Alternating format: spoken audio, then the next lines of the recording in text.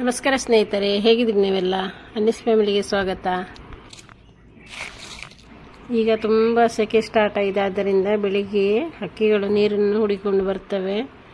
ಅದರಿಂದ ತಾವೆಲ್ಲರೂ ಮನೆಯ ಸುತ್ತಲೂ ಒಂದು ಚಿಕ್ಕ ತಟ್ಟೆಯಲ್ಲಾದರೂ ಸ್ವಲ್ಪ ನೀರನ್ನು ಹಾಕಬೇಕಾಗಿ ತಮ್ಮಲ್ಲಿ ವಿನಂತಿಸ್ತೇನೆ. ನಾನು ಮನೆಯ ಸುತ್ತಲೂ ಅಲ್ಲಲ್ಲಿ ನೀರನ್ನು ಇಟ್ಟಿದ್ದೇನೆ. ಬೆಳಗ್ಗೆ ಈ ಹಕ್ಕಿಗಳು ಬಂದು ನೀರನ್ನು ಕುಡಿಯುತ್ತವೆ. ಬೆಕ್ಕುಗಳೆಲ್ಲ ಹೋಗದ ಜಾಗದಲ್ಲಿ ಸ್ವಲ್ಪ ಎತ್ತರದಲ್ಲಿ ನೀರಿಟ್ಟರೆ ಹಕ್ಕಿಗಳು ಬಂದು ಕುಡಿಯುತ್ತವೆ. ಹಕ್ಕಿಗಳು ಮಾತ್ರ ಅಲ್ಲ, ಬೇರೆ ಬೇರೆ ಜೀವಿಗಳು ಬಂದು ನೀರನ್ನು ಕುಡಿಯುತ್ತವೆ. ಇದರಲ್ಲಿ ನಿನ್ನೆ ನಾನು ಫುಲ್ಲು ನೀರನ್ನು ಇಟ್ಟಿದ್ದೆ. ಇವಾಗ ಎಷ್ಟು ಖಾಲಿಯಾಗಿದೆ. ತಮಗೆ ಎಟಕುವಷ್ಟು ನೀರನ್ನು ಕುಡಿದು ಹೋಗ್ತವೆ. ಅಗಲವಾದ ತಟ್ಟೆಯಲ್ಲಿ ನೀರಿಟ್ಟರೆ ಅದರಲ್ಲೇ ಸ್ನಾನ ಮಾಡಿ ಎಲ್ಲ ಹೋಗ್ತವೆ ಹಕ್ಕಿಗಳು. ಆದ್ದರಿಂದ ಈ ಪಕ್ಷಿಗಳ ಮೇಲೆ ಕನಿಕರವಿಟ್ಟು ಅಲ್ಲಲ್ಲಿ ಸ್ವಲ್ಪ ನೀರನ್ನು ಇಡಲು ಪ್ರಯತ್ನಿಸಿ.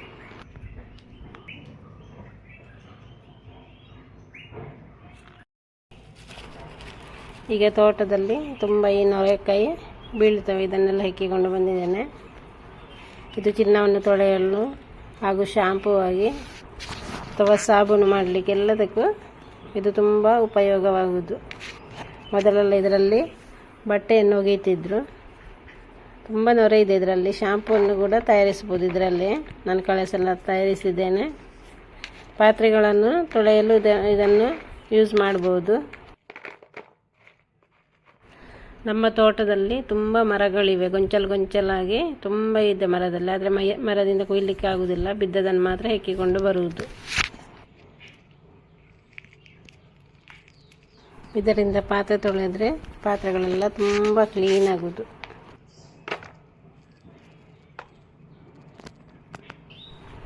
ಈಗ ಗೇರು ಬೀಜ ಬೀಳಲಿಕ್ಕೆ ಸ್ಟಾರ್ಟ್ ಆಗಿದೆ.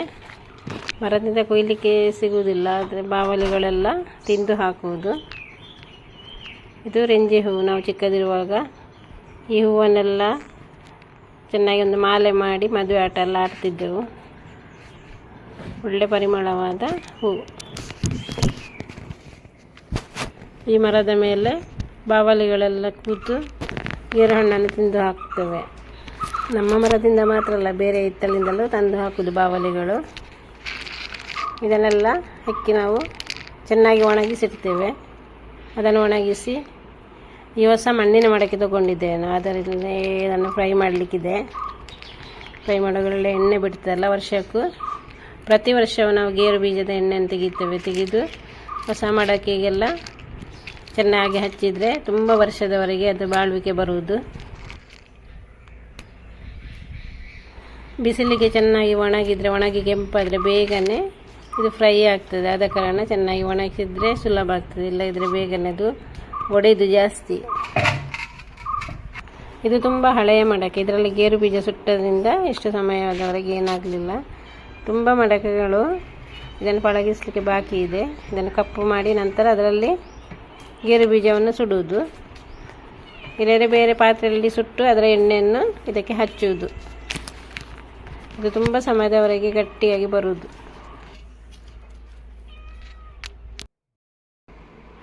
ಈ ಪಾತ್ರೆ ಕೂಡ ತುಂಬ ಸಮಯದಿಂದ ನಾನು ಯೂಸ್ ಮಾಡ್ತಾ ಇದ್ದೆ. ಇದು ಮೊನ್ನೆ ಒಂದು ದಿವಸ ಸ್ವಲ್ಪ ತಾಗಿ ತುಂಡು ರಟ್ಟಿದೆ ಅದರಲ್ಲಿ. ಆದರೂ ಕೂಡ ಅದರಲ್ಲಿ ಅಡುಗೆಯನ್ನು ಮಾಡ್ತಾ ಇದ್ದೆ. ಅದರ ಬದಲಿಗೆ ನಾನು ಬೇರೆ ಮೊನ್ನೆ ಜಾತ್ರೆಯಿಂದ ಒಂದು ಪಾತ್ರೆಯನ್ನು ತೊಗೊಂಡು ಬಂದಿದ್ದೇನೆ.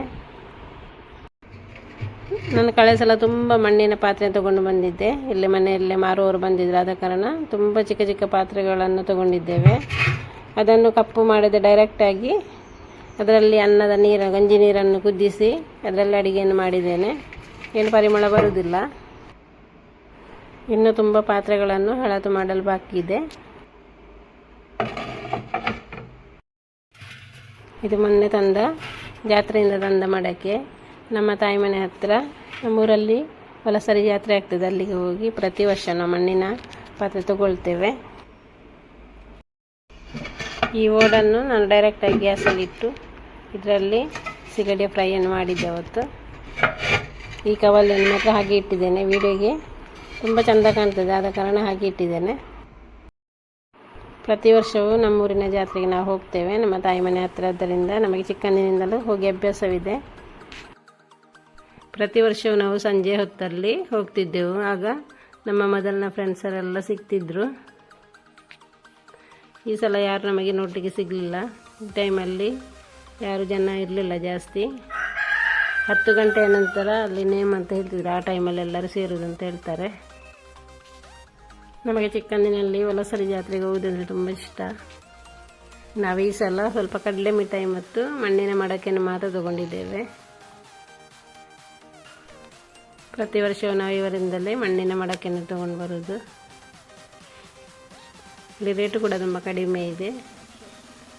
ನಾವು 350 ಕೊಟ್ಟು 2 ಮಣ್ಣಿನ ಪಾತ್ರೆಯನ್ನು ತೊಗೊಂಡು ಬಂದಿದ್ದೇವೆ. ಒಂದು ಅನ್ನಕ್ಕೆ, ಇನ್ನೊಂದು ಪದಾರ್ಥ ಮಾಡಲಿಕ್ಕೆ.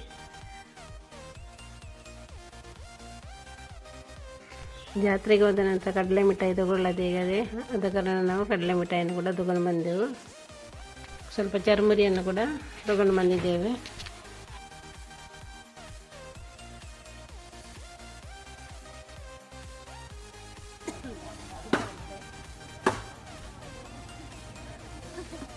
ಇಲ್ಲಿ ಸ್ವಲ್ಪ ಹೊತ್ತಲ್ಲಿ ಇಲ್ಲಿ ತುಂಬ ಜನ ಸೇರ್ತಾರೆ.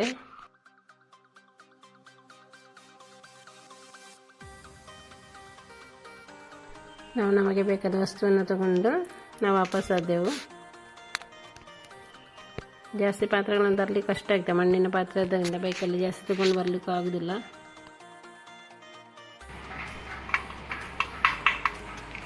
ತಾಯಿ ಮನೆಗೆ ಹೋಗಿದ್ದೆವು. ಅಲ್ಲಿ ಈರೋಳನ್ನು ಕೊಯ್ದಿದ್ರು. ನಮಗೆ 4 ಈರೋಳನ್ನು ಕೊಟ್ಟಿದ್ದಾರೆ. ಇದನ್ನು ತೊಗೊಂಡು ಬಂದು ನಾವು ಮನೆಯಲ್ಲಿ ಕಟ್ ಮಾಡಿ ತಿಂದೆವು.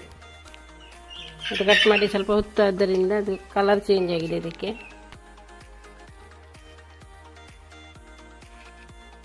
ಈರೋಳು ಅಂದರೆ ಇಷ್ಟ ಇಲ್ಲದವರು ಯಾರಲ್ವಾ, ಎಲ್ಲರಿಗೂ ಈರೋಳು ಅಂದರೆ ತುಂಬ ಇಷ್ಟ. ಈಗ ರೋಡ್ ಸೈಡಲ್ಲಿ ಸಿಗ್ತದೆ ಮಾರಿಕೊಂಡು, ಅಷ್ಟೇ ರೇಟು ಕೂಡ ಇದೆ ಅದಕ್ಕೆ. ಇದು ಫ್ರೆಶ್ ಆಗಿ ತಾಳೆ ಮರದಿಂದ ತೆಗೆದ ಈರೋಳು. ಕೆಲವು ಎಳತಾಗಿತ್ತು, ಸ್ವಲ್ಪ ಗಟ್ಟಿಯಾಗಿದೆ. ನಮಗೆಲ್ಲರಿಗೂ ಈರೋಳು ಅಂದರೆ ತುಂಬ ಇಷ್ಟ. ಆದ ಕಾರಣ ಅಣ್ಣ ನಮಗೆ ತೆಗೆದಿಟ್ಟಿದ್ರು. ನಮ್ಮ ಪಾಲು ನಮಗೆ ಇಟ್ಟೇ ಇರ್ತಾರೆ ಮನೆಯಲ್ಲಿ. ನಮಗೆ ಇಷ್ಟವಾದ ಮಿಠಾಯಿಯನ್ನು ಮಾತ್ರ ನಾವು ತಗೊಂಡು ಬಂದಿದ್ದೇವೆ. ಈ ಮಿಠಾಯಿಯನ್ನು ನನಗೆ ಮನೆಯಲ್ಲೇ ಟ್ರೈ ಮಾಡಿ ನೋಡಬೇಕಂತ ಇದ್ದೇನೆ. ತುಂಬ ಸಮಯದಿಂದ ವಿಡಿಯೋ ಹಾಕಲಿಕ್ಕಾಗಲಿಲ್ಲ. ನಮ್ಮ ಸ್ಕೂಬಿಗೆ ಹುಷಾರಿಲ್ಲ, 2 ವಾರ ಹುಷಾರಿಲ್ಲದೆ ಇದ್ದ. ನಾವು ಇದನ್ನು ಮಕ್ಕಳ ಥರವೇ ಇದನ್ನು ಪ್ರೀತಿಸ್ತೇವೆ. ಆದ ಕಾರಣ ಅದಕ್ಕೆ ಹುಷಾರಿಲ್ಲ ಅಂತ ಆಗುವಾಗ ತುಂಬ ಬೇಸರ ಆಗ್ತಿತ್ತು. ಏನಾಗಿದೆ ಅಂತೇಳಿ ಗೊತ್ತಾಗಲಿಲ್ಲ. ತಲೆಗೆ ಎಲರ್ಜಿ ಥರ ಆಗಿ ಫುಲ್ ಕೆಂಪಗಾಗಿತ್ತು ಅದರ ತಲೆ. ಏನಾಗಿದೆ ಅಂತೇಳಿ ಗೊತ್ತಿಲ್ಲ. ಕೆಪ್ಪಟ್ಟೆ ಎಲ್ಲ ಊದಿಕೊಂಡಿತ್ತು. ಮನುಷ್ಯರಿಗೆ ಕೆಪ್ಪಟ್ಟೆ ಆದರೆ ಹೇಗಾಗ್ತದೆ ಅದೇ ಥರ ಆಗಿತ್ತು. ನಾನು ಅವನನ್ನು ಹೇಗಾದರೂ ಮಾಡಿ ಬದುಕಿಸಿದೆ. ಮೊದಲನ ಥರವೇ ಆಗಿದ್ದಾನೆ.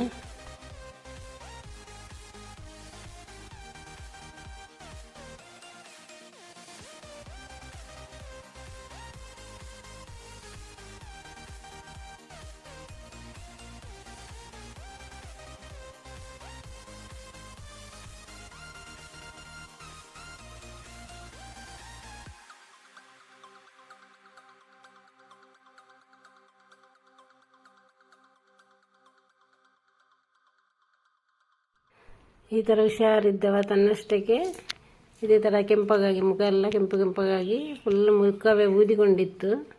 ಏನಾಗಿದೆ ಅಂತೇಳಿ ಗೊತ್ತಾಗಿಲ್ಲ. ಎಲ್ಲಿ ಹೊರಗೆ ಹೋಗಲಿಕ್ಕೆ ಬಿಡ್ತಿರ್ಲಿಲ್ಲ. ನಾವು ಕಟ್ಟಿ ಹಾಕ್ತಿದ್ದೆವು. ಹೋದರೆ ಬರಲಿಕ್ಕಿಲ್ಲ ಅಂತೇಳಿ. 1 ವರ್ಷದ ಗಂಡು ಬೇಕು ಇದು. ಹೋದರೆ ಬರಲಿಕ್ಕಿಲ್ಲ ಅಂತೇಳಿ ಇದನ್ನು ನಾವು ಕಟ್ಟಿ ಹಾಕೋದು.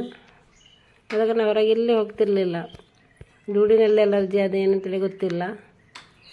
ಅದಕ್ಕೆ ನಾನು ಡಾಕ್ಟ್ರಿಗೆ ಕರೆದು ಫೋನ್ ಮಾಡೋ ಹೇಳಿದರು. ನೋಡದೆ ಔಷಧಿ ಕೊಡಲಿಕ್ಕೆ ಆಗೋದಿಲ್ಲ ಅಂತ. ಆದ ಕಾರಣ ನನ್ನ ಮನೆಯಲ್ಲಿ ನನಗೆ ಗೊತ್ತಿದ್ದ ರುದ್ರಾಕ್ಷಿ ಎಣ್ಣೆಯನ್ನೇ ಹಚ್ಚಿ ಅದರಲ್ಲಿ ಗುಣಪಡಿಸಿದ್ದೇನೆ. ರುದ್ರಾಕ್ಷಿ ಎಣ್ಣೆಯನ್ನು 2 ಸಲ ಹಚ್ಚಿ ದಿನಕ್ಕೊಮ್ಮೆ ಸ್ನಾನ ಮಾಡಿಸಿದೆ. ಅದರಲ್ಲಿ ಕಂಪ್ಲೀಟಾಗಿ ಈಗ ಕಡಿಮೆಯಾಗಿದೆ, ಹುಷಾರಾಗಿದ್ದಾನೆ. ಮತ್ತು ದಿನಕ್ಕೆ 2 ಸಲ ಮೊಟ್ಟೆಯನ್ನು ತಿನ್ನಿಸಿದೆ ಹಾಗೂ ಹಾಲನ್ನು ಕುಡಿಸಿದೆ. ಹಾಗೂ ಅದರ ಬಿಸ್ಕೆಟನ್ನು ತಿನ್ನಿಸಿದ್ರಿಂದ 1-2 ವಾರದಲ್ಲಿ ಈಗ ಕಂಪ್ಲೀಟ್ ಗುಣಾಗಿ ಹುಷಾರಾಗಿದ್ದಾನೆ. ನಾನು ಕಾಣುವಾಗಲೇ ತುಂಬ ಬೇಸರ ಆಗ್ತಿತ್ತು. ಚಿಕ್ಕ ಮಕ್ಕಳಾಗಿ ಆಡಿಕೊಂಡಿದ್ದ. ನಾನಿದರ ಮೊದಲು ಪಾರಿವಾಳಕ್ಕೆ, ಕೋಳಿಗಳಿಗೆ ಹಾಗೂ ಚಿಕ್ಕ ಪಕ್ಷಿಗಳಿದ್ದು ಲವ್ ಬರ್ಡ್ಸ್ ಎಲ್ಲ, ಅದಕ್ಕೆಲ್ಲ ಹುಷಾರಿಲ್ಲದಾಗ ಅದೇ ರುದ್ರಾಕ್ಷಿ ಎಣ್ಣೆಯನ್ನು ಹಚ್ಚಿ ಕಡಿಮೆ ಮಾಡಿದ್ದೆ.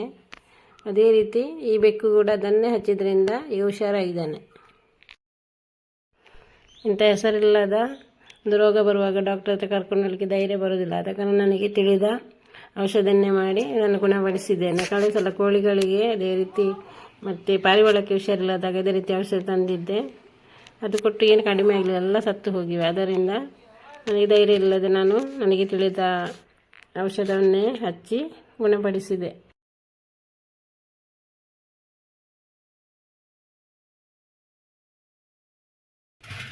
ಇನ್ನು ಈ ಪಾತ್ರೆಗಳನ್ನೆಲ್ಲ ಪಳಗಿಸಿ ಅದರಲ್ಲಿ ಗೇರು ಬೀಜವನ್ನು ಸುಟ್ಟು ಅದರ ಎಣ್ಣೆ ತೆಗಿಲಿಕ್ಕಿದೆ. ಅದನ್ನು ಮುಂದಿನ ವಿಡಿಯೋಗಳಲ್ಲಿ ತೋರಿಸ್ತೇನೆ. ನಮ್ಮ ಇಂದಿನ ಈ ವಿಡಿಯೋ ಇಷ್ಟವಾದರೆ ಒಂದು ಲೈಕ್ ಕೊಡಿ, ಶೇರ್ ಮಾಡಿ, ಸಬ್ಸ್ಕ್ರೈಬ್ ಮಾಡಿ. ಇನ್ನು ಮುಂದಿನ ಒಂದು ಒಳ್ಳೆಯ ವಿಡಿಯೋದೊಂದಿಗೆ ಸಿಗೋಣ. ಬಾಯ್.